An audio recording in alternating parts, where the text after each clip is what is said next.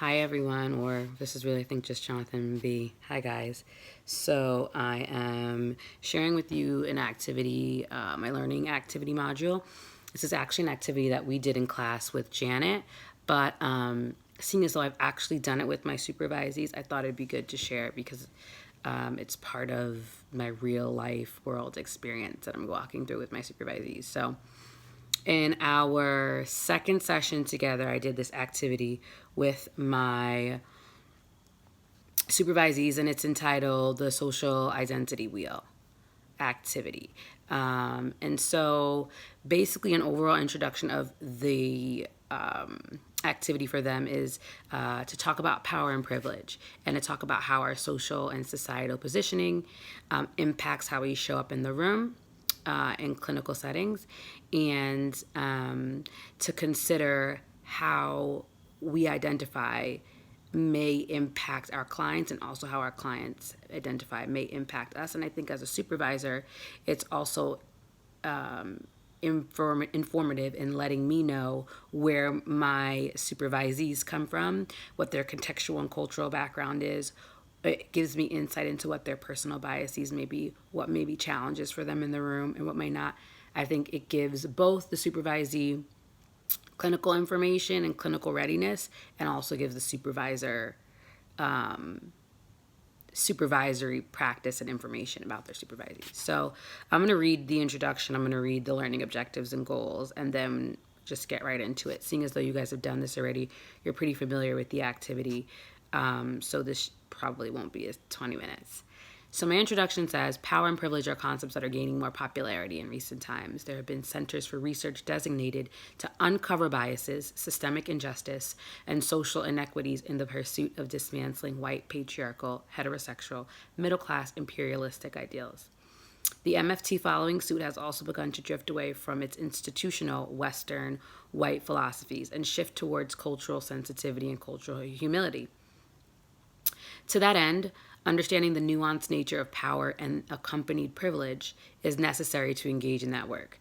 Students must understand the inherent power within the therapist-client relationship in as much as they understand the cultural and contextual background of their clients and how that may perpetuate hierarchy and privilege.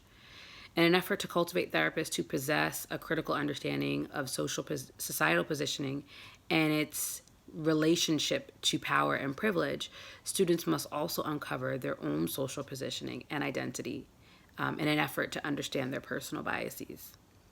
In this activity, I seek to initiate conversation and recognition of social identities and their implications on trainees' clinical work. I also seek to create comfort with discussing racial, class, ethnic, religious, gender, etc. differences, both in the classroom and subsequently in the therapeutic environment. So I'm seeking to create an environment where what we do in the class can be replicated in the therapy room with clients.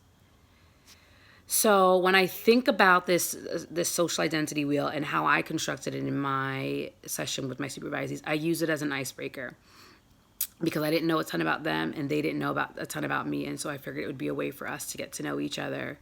And I have two supervisees, and they're both young white women, cisgender. One's from a more, I don't know what you would consider like Appalachia. I guess it's like small town background. One's from more of like a mid-sized city background, but not urban background. One's from a two-parent home. One's from a two-parent home, but that has different structure to it. It's blended, I believe. And so this activity really gave me insight into their contextual background, as well as their cultural background, as well as their reticence with certain populations, who they feel comfortable with, who they may feel less comfortable with. And so for me, I use this activity in our second session with the supervisees as an icebreaker to help familiarize myself with them as my supervisees, as well as them with me. This activity asks supervisees to reflect on their societal positions they hold as it relates to power and privilege. And simultaneously, the activity allows for supervisors to further understand their supervisees' contextual background, as I said, and the implications of these identities on their clinical work. Lastly, as a result of mutual disclosure, because we're both disclosing, me as a supervisor and them as a supervisee, the activity affords the supervisor and supervisees to begin to foster that supervisory alliance, which I found to be really meaningful. And I think my trainees found it to be really meaningful too, to get to know me, for me to be open in my disclosure about my background, that I am clearly a Black woman, but to say that very openly, what my family structure looks like, where I came from, that I'm a Caribbean American, first generation American child, and just to engage in that conversation with them. And then on the things that we don't talk about a lot, which is like ability, right? That I'm able-bodied, that we were all able-bodied, and how we don't consider that as a place of power that we're in, or a place of privilege that we're in. That was a really rich and meaningful discussion as well. So the objective is really also to begin to develop that supervisory alliance, which is really important. And so I highlighted two main learning objectives. The first is that supervisees develop understanding and critical awareness of current societal positioning as both clinicians and human beings that occupy space in the United States of America. So critical awareness is really important to me. It runs throughout my teaching style and my supervisory style. And then second, that supervisees understand the challenges that accompany occupying dominant versus non-dominant positioning, and how clinically these designations will impact their therapeutic work, whether it's their own personal designations or the designations and identities that their clients come into the room with. So those two critical understandings, awarenesses, and recognitions are really important as learning objectives and learning goals. So this activity is really simple because the social identity wheel is online for free use. I use the UMich version of it. It's the one I think I liked the best. It has ethnicity, race, religion, age, ability, language, origin, sexual orientation, sex, gender, and socioeconomic status, the ones to me that I think are really important. And then in the middle of the circle, it asks questions to think about, which the one that we did in class didn't necessarily have.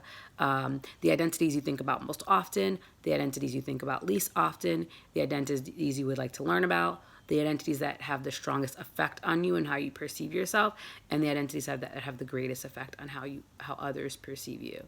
Those I would create an adaptation, and because I was using an online forum, they didn't have the printout version. I just sent them the electronic version and told them to disregard the middle part because I didn't find it to be as useful. If I was using this in a classroom or with supervisees in a in-person setting, I would have gone ahead and adapted that and clear that middle part out to make it a bit more user-friendly and personalized in that way. So I would print out the sheets, hand it to them after describing the premise of the activity, basically the introduction, but in more layman's terms without reading it, sort of sharing with them my ideas and literature's ideas about power and privilege, and also getting their ideas about power and privilege. I think I would initially want to ask them, how they would define power, how they would define privilege, just in their own terms. I think that's really important to get a sense of their understanding of power and privilege, but also their social identity. Do they see themselves functioning and moving through the world in a dominant way? And if so, how? And I think I would share as well as a supervisor, and I think I did. And so after describing the premise of the activity, I would allow students 5 to 10 minutes to individually reflect and write down how they define themselves within each category. Another adaptation that I made for this activity was that within the category, and I think we did this in Janet's class, to put if they found themselves in the dominant group or the non-dominant group, because that's really important when thinking about power. And asking the students to share as they feel comfortable after they take time to do that on their reflections and their identities. And then subsequently, I would engage students in conversation around social positioning and how these designations are relevant to clinical work. I included examples from my own personal life. I also included short vignettes based on clients that I've experienced that I have either myself bucked up against when it related to my positioning, either being non-dominant and or being dominant. And most of the time I find myself being dominant in situations when it comes to religion. but outside of that, a lot of the times I'm in a non-dominant position, whether it's related to race, gender. Education is also a dominant position that comes up, but it doesn't come up as often in the therapeutic environment. One that we did in Janet's class that isn't on this wheel that I think is important is the idea too, and this came up in our group with the supervisees, along with the sort of being young or novice therapist or novice clinician, single versus married, and the power that comes with that, in terms, or the privilege that comes with that at times, in that therapist and client relationship. So, and all of my supervisees are single women. And so I included examples, I included short vignettes, or scenarios that, based on my experiences, and I think my supervisees really appreciated having real life examples to be able to relate to. And also I pulled on information that they gave. So one of my supervisees said, being as though she is from the South, she might be challenged by being with an older white or black man in the room, being as though she's a younger white woman, and that just those Southern ideals are very strong oftentimes, particularly for men, that she might feel in that one down position or in a non-dominant position, and that might that could rattle her in a way. And so I pulled on that to create a scenario to see how she might respond to that. And then my other supervisee, I think she was less confident, or not as a little bit more unsure of herself as it related to if her client was non-dominant as in their sexual orientation, and how she would broach that conversation, or how she would even engage in that, not wanting to feel like she's outing anyone, or all those sort of anxieties and fears came up with that. Recognizing that she is in a dominant position, being a heterosexual individual, and the power and privilege that is inherent in that we often overlook in our heteronormative society. So it was a really rich conversation. Questions that I would ask them to consider in this activity were, what assumptions might be made about you based on your visible social positioning? What assumptions might you make about individuals, clients, based on their visible identity? And what meanings do those positions hold for you, right? What identities may be challenging for you to connect with? What social positionings may be challenging for you to connect with? And how do you address or navigate power and privilege differentials that will occur in the clinical space? I think that was really the meatiest part of our conversation, is how do we go about having conversation about privilege and power differentials that are inevitable in the clinical space. And I think as a supervisor, my position was really to model for them what it looks like to, one, to be very clear about my identity, and to be very clear about how my identity and my social positioning shows up in the space, and to reflect that to them, what I'm hearing from them, but also to model for them what that looks like. That there can be a critical understanding, and also a clear languaged verbalization of those concepts in the room, and that oftentimes clients really respect having those things put on the table. That very often, I said to them, very often when I'm in a room with someone that more of a not that I know is not Black for sure, I will say, what is it like to you to have a Black female as your therapist? Very often, because I think the idea that you don't see that I'm Black is ridiculous. And so the idea that you don't see that I'm maybe Latino or Latina, or the idea that you don't see that I'm quite young, and you're older. What is it like for you to have a young woman? The idea that you don't see that I'm a woman, and that's kind of tricky too, but the idea that you don't see that there's this feminine characteristics, and that's not showing up in the space for an older Southern white man, addressing that sort of head on. I think giving them permission to do that was really a huge part of the activity. And then the last part is sort of how I would evaluate their skills. It's just based on the conversation, their ability to disclose their ability to be transparent, their ability to be open, and their ability to see blind spots should they exist, and their ability to be curious about themselves and curious about the clinical work as it relates to power and privilege differentials. I think that for me would be the best way to evaluate if this activity had meaning and merit and stuck, and if my trainees absorbed it, and then to have subsequent conversations and weave power and privilege into conversations thereafter, which for me, I've made it a point to include and incorporate the discussion of power, privilege, and non-dominant population groups in all of our sessions together, because I think that it reinforces the importance of cultivating clinicians that have this critical cultural consciousness, this critical contextual consciousness about people. And so that's my activity. I knew it was going to be less than 20 minutes because we've done it before. Those are my goals. Those are my objectives. Those are the questions that I asked. That's how I would evaluate. In my session with my girls, this conversation was really rich, and I learned a lot about them that I think it would have taken me probably longer to learn had we not had this kind of an icebreaker as an activity.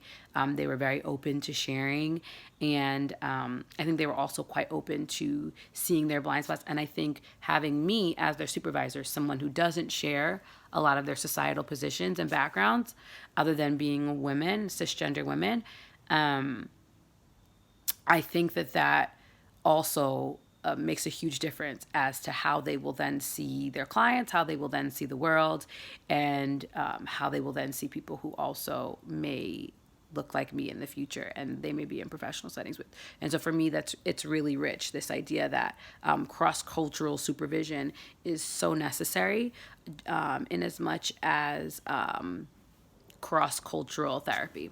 And what we learn and what we gain from having trainees and having supervisors that occupy non-dominant and marginalized spaces and yet still have powerful voices and positions of power and privilege because of the supervisory hierarchy or the therapist hierarchy, and what that does to demystify and decode and sort of like uncover sort of the stigma and the lack of knowingness about other people and their contributions to fields such as MFT.